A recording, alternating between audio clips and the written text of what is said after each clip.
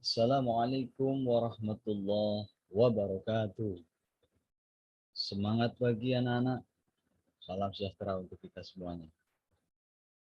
Alhamdulillah kita bertemu kembali dalam pelajaran pendidikan agama Islam dan budi pekerti bersama saya Ahmad Setiadi, guru pendidikan agama Islam dan budi pekerti di SMK Negeri 1 Purwojati, Kabupaten Banyumas.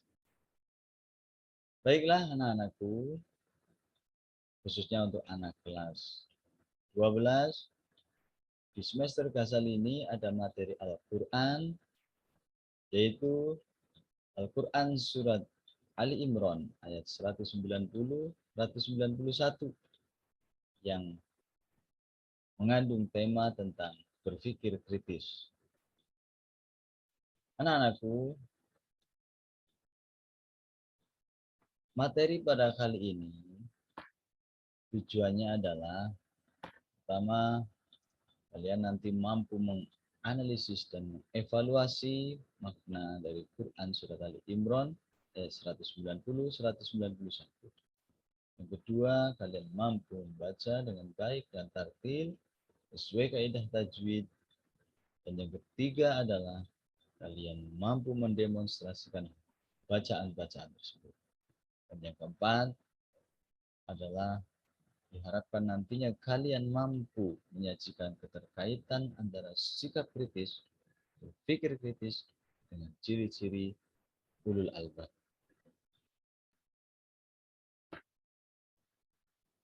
Apa itu berpikir kritis anak-anakku?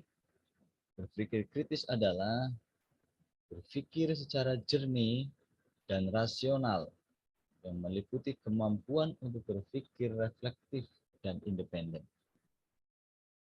Kita sebagai mukmin, orang-orang yang beriman, di antara rukun iman itu adalah kita meyakini sepenuh hati akan firman-firman Allah dalam kitab sucinya.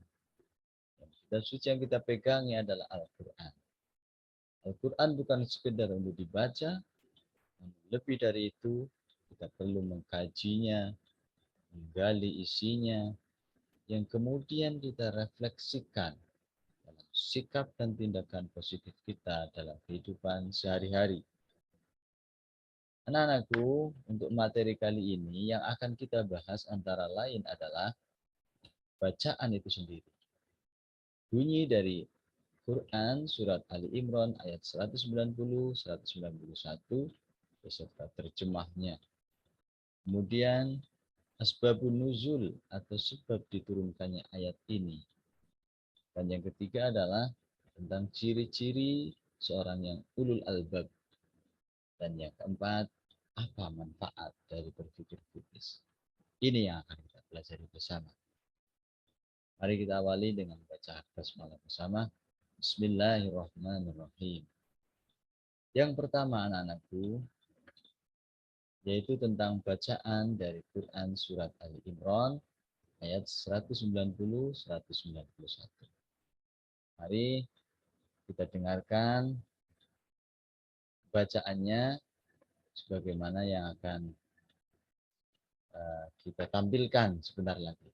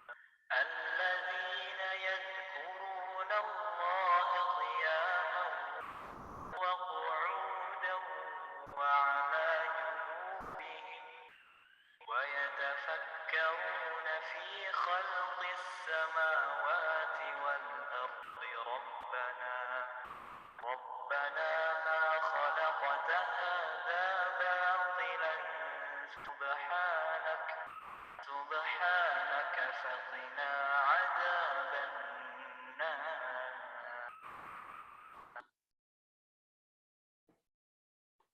Itu tadi anak-anakku telah kita perdengarkan bacaan dari Quran Surat Ali Imran. Di layar bisa kalian lihat secara tertulis bacaannya sebagaimana yang terlihat. Saya yakin kalian semua sudah bisa membacanya. Coba kita baca bersama-sama. A'udzu billahi minasyaitonir rajim. Bismillahirrahmanirrahim. Inna fi khalqis samawati wal ardi wakhtilafil laili wan nahari la ayatil liulil albab. الذين يذكرون الله قياما وقعودا وعلى جنوبهم ويتفكرون في خلق السماوات والأرض ربنا ما خلقت هذا باطلا سبحانك فقنا عذاب النار. Shadaqallahul azim. Terjemahannya adalah bahwa sesungguhnya dalam penciptaan langit dan bumi dan silih bergantinya siang dan malam terdapat tanda-tanda bagi orang yang berakal atau ulul albab, yaitu orang-orang yang mengingat Allah sambil berdiri atau duduk atau dalam keadaan berbaring. Mereka memikirkan tentang penciptaan langit dan bumi seraya berkata, ya Tuhan kami, tiadalah Engkau menciptakan ini dengan sia-sia. Maha suci Engkau, maka peliharalah kami dari siksa neraka. Dari ayat tersebut, ada sebuah riwayat yang mengatakan bahwa latar belakang diturunkannya ayat ini adalah karena adanya pertanyaan dari orang-orang Yahudi dan orang-orang Nasrani kala itu kepada Nabi kita Muhammad Shallallahu Alaihi Wasallam. Mereka meminta bukti kerasulan kepada Nabi Muhammad Shallallahu Alaihi Wasallam. Sebagaimana orang Yahudi, Rasul mereka Nabi Musa alaihissalam yang punya banyak mukjizat sebagai tanda kerasulannya. Orang-orang Nasrani membanggakan Nabi Isa yang juga punya banyak sekali mukjizat. Maka mereka menanyakan kepada Nabi, bukti kerasulan dari Nabi Muhammad SAW itu apa? Mukjizatnya apa? Akhirnya Allah menurunkan ayat ini sebagai jawaban bahwa di dalam Al-Quran telah dibahas banyak sekali hal yang itu akan terus menjadi mukjizat, terus terbukti kebenarannya sampai akhir zaman nanti. Oleh karena itulah mukjizat terbesar Nabi Muhammad SAW adalah Al-Quran itu sendiri. Anak-anakku, kalau kita perhatikan tadi di akhir ayat yang ke-191 ada kalimat Rabbana ma khalaqta hadza batila subhanaka faqina adzabannar. Ayat ini mengandung pengertian bahwa ketika seseorang telah menggali, mempunyai banyak wawasan, ilmu pengetahuan, pada akhirnya orang tersebut akan memahami bahwa semua yang diciptakan Allah ini semuanya ada manfaat, ada gunanya. Yang pada akhirnya menimbulkan kesadaran, pengagungan kepada Allah, dan akhirnya menjadi hamba-hamba yang benar-benar beriman kepada Allah dengan membuktikan selalu berlindung kepada Allah, mohon keselamatan. Anak-anakku, disinilah letak dari berpikir kritis bagi kita. Sehingga orang-orang yang berpikir kritis tentunya nanti akan menjadi hamba-hamba Allah yang taat, hamba-hamba Allah yang di jalan lurus. Lalu apa saja ciri-ciri dari ulul albab ini? Kalau bisa kita simpulkan, maka ciri-cirinya adalah seorang ulul albab itu akan terus bersungguh-sungguh dalam menggali ilmu pengetahuan. Dia senantiasa haus akan ilmu. Dia gali terus, dia ingin tahu terus. Dari keinginan tahunya itu akan menghasilkan ilmu. Dan dari ilmu itu, dia akan mengetahui kemahabesaran Allah Subhanahu wa Ta'ala. Ciri yang kedua, selalu berpegang teguh pada kebaikan dan keadilan. Ilmu yang diperoleh, pengetahuan yang didapat adalah untuk menunjang kebaikan dan menegakkan keadilan, bukan untuk merusak, bukan untuk menghancurkan. Dan yang ketiga, cirinya adalah selalu teliti dan kritis dalam menerima setiap informasi, teori, dalil yang dikemukakan orang lain. Dia tidak menerima mentah-mentah, namun dia akan cross-check, akan meneliti dulu sebelum kemudian menyebarkannya kepada yang lain.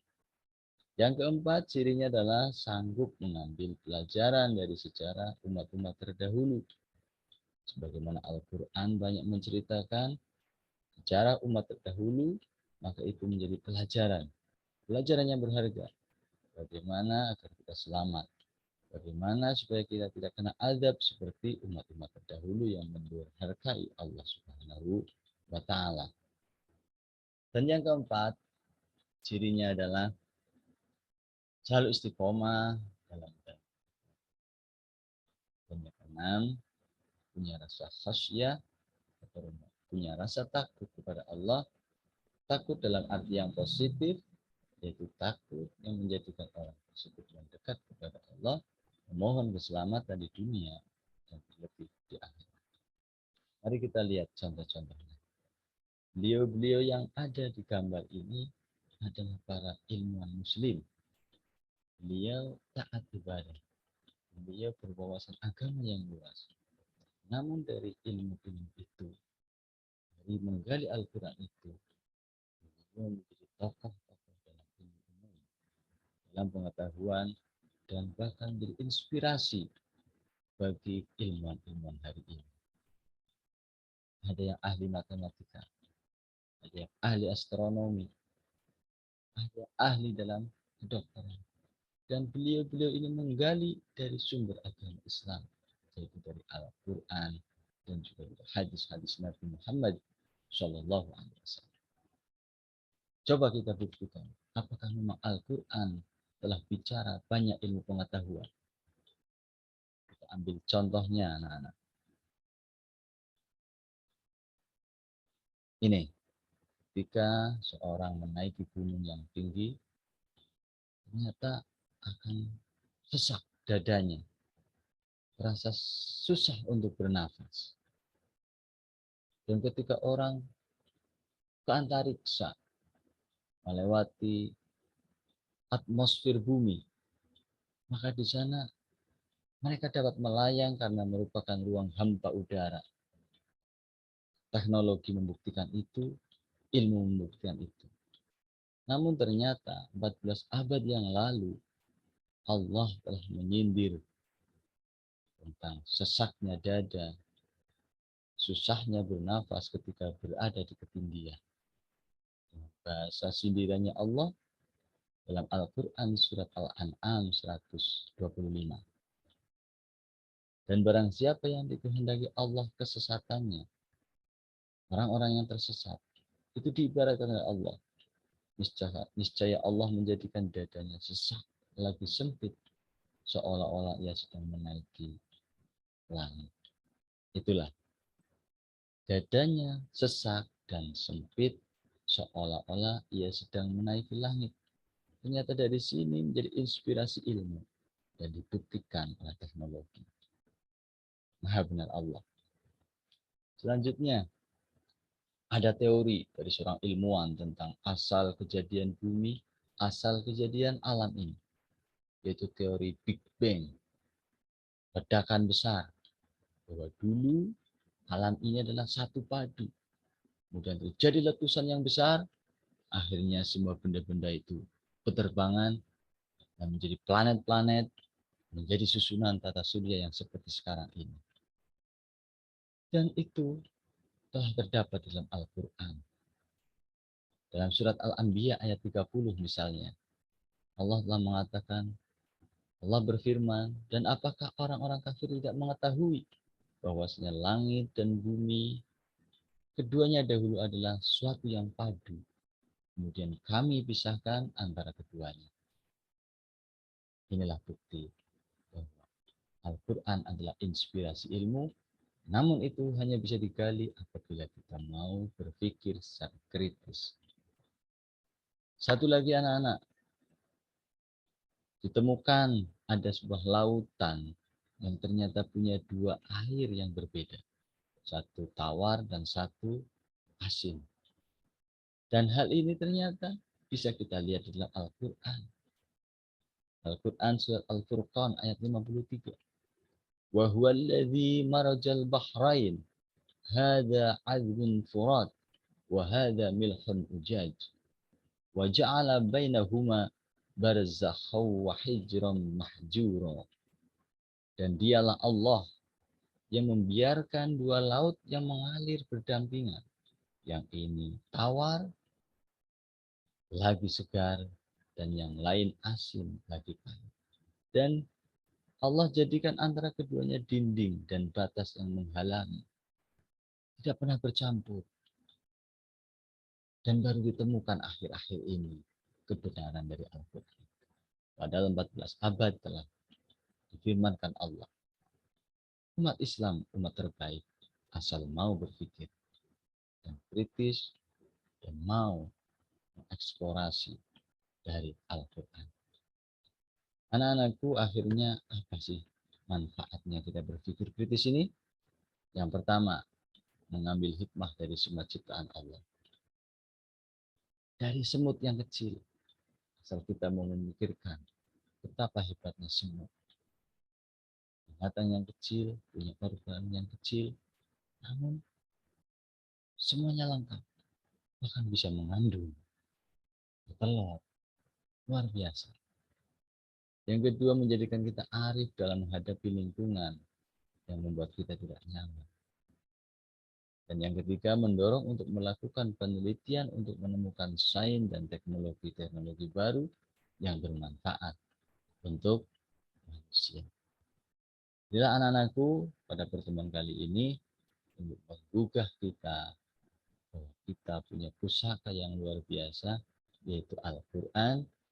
Dan Allah telah mendorong kita untuk menjadi ulil albab, orang-orang yang senantiasa berpikir kritis. Semoga ada manfaatnya.